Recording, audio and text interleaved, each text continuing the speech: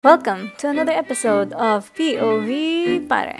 And today, tuturuan namin kayo paano maging 38,000 pesos yung 1,000 pesos nyo through Facebook Ads Management Boosting. So, ito makikita natin yung metrics. So, for here, of course, you want to make sure na nasa conversion campaign settings.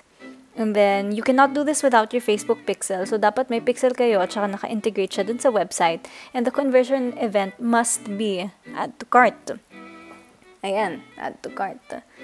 So, ang budget natin for this ad is 300 for 1 month and we will create a custom audience. So, ngayon yung custom audience, gusto natin syempre yung mga taong active on our social media accounts. So, for example, yung Instagram, pwede nyo i-click yan, and then active sila for the last 365 days. So, ngayon, titignan natin, you can choose people who saved your post, people who engage with your posts.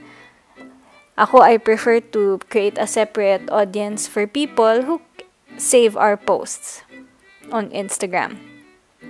Thus, you can also do this for Facebook, people who liked your posts recently, and lookalike audiences. Lookalike audience are people who are of the same profile of our followers. So, automatic placements is always good, but manual placement so that you can see where your ad will fall.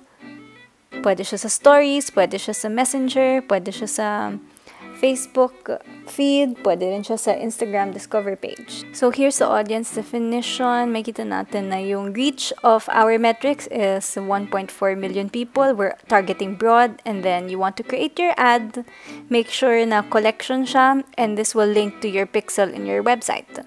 So, ito yung documentation. So far, on the second day, 24,000. On the third day, 28,000. And on the fourth day, naka 38,000 with just 1,000 pesos. So, if you like to learn more, don't forget to subscribe to POV Pare.